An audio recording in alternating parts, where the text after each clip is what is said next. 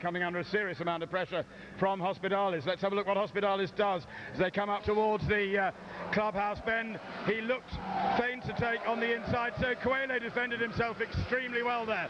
Now then, Hospitalis has a new problem, which is the fact that he has got tucked right in behind in the next car, which is the Tanko Babul car. Now then, what's going to happen here? Because you can't concentrate on overtaking the guy in front if you've got to watch your mirrors and see what the guy behind you is doing. So all of a sudden it's got very complicated for Hospitalis. They come down towards the gooseneck once again. Lying there in fourth place is Silborn Clark, running rather better in this non-championship race than he was in the earlier point-scoring races. Up towards the line at the end of what is lap 3 they come. Somebody very wide there, Stuart Johnson I think it was, who had a couple of wheels onto the gravel on the exit of turn 5. Coelho, you see, has got a little bit more of an advantage this time because Hospitalis is now concentrating on defending his second place rather than attacking for the lead. So all of that is helping David Coelho.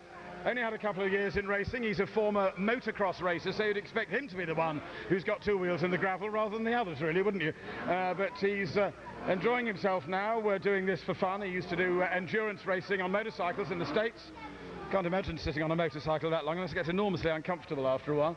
But he won a couple of quite famous 2-hour endurance races in the States. Now he's ahead in this Carib non-championship stock car series race here at South Dakota. And the battle going on for second place behind him once again as they come past us here at the clubhouse is helping David Coelho.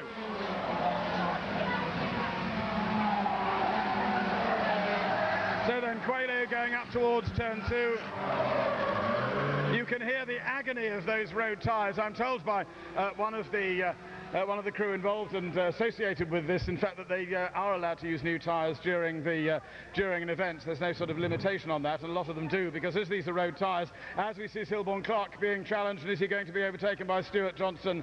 Yes, he is, as they go into the gooseneck, so Johnson moves up into second place. Meanwhile, oh no, Silborn's fighting back. I've been coming here 33 years. You're only 28 years old. This is my track, not yours, he says to Stuart Johnson, and Stuart Johnson says, sorry, Grandad, I'm going to overtake you anyway, and so he does.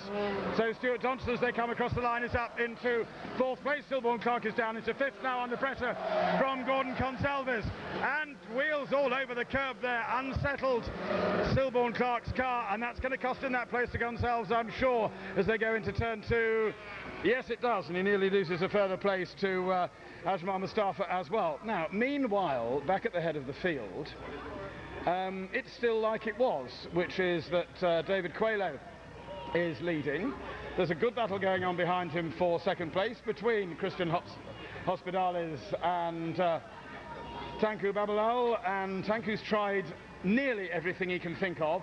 What's now happened is that he's dropped back a little bit, and Hospitalis is now getting a little bit closer to racing David Coelho. So we may have a change yet.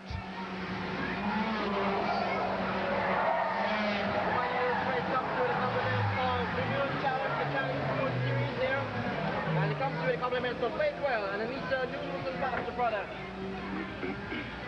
The people from Bakewell making it possible to have this event sponsored here today. We call it on the Group 2A cars. Group 2A cars, kindly approach the exit of the paddock immediately. Group 2A cars, you want to have your race immediately after this event.